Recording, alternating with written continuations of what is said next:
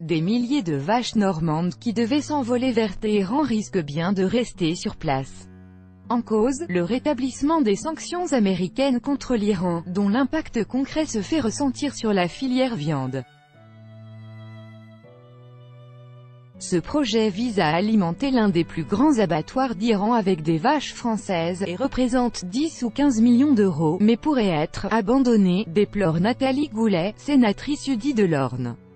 Envoyé chaque année 10 000 à 20 000 jeunes bovins originaires de Normandie. Un contrat avait été signé en 2016, sous l'impulsion, notamment, de l'élue normande, alors que le projet a bénéficié du soutien de la région Normandie. Après l'accord sur le nucléaire iranien, une puissante chaîne d'abattoirs, Simorg, souhaitait acquérir des vaches normandes, pour remonter une filière bovine de qualité, au Moyen-Orient, selon ses explications. À terme, l'objectif est d'envoyer chaque année 10 000 à 20 000 jeunes bovins originaires de Normandie, essentiellement d'espèces charolaises, en direction d'un abattoir près de Téhéran, ce qui représente la première importation de viande vivante étrangère depuis la révolution islamique.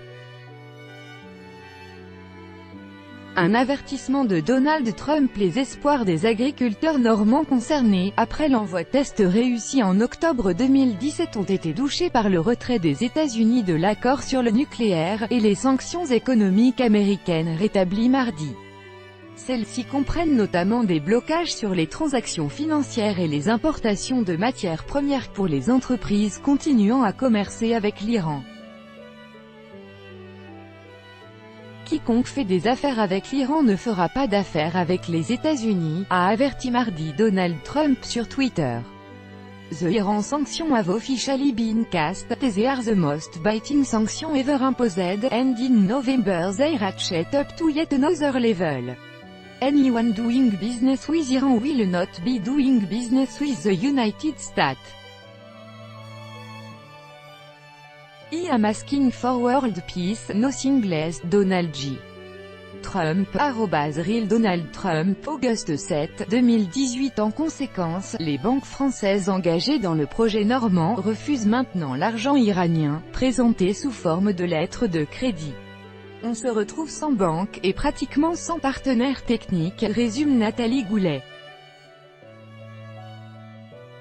Mais si le projet normand est en suspens, il n'est pas abandonné, selon le président de la région Normandie Hervé Morin.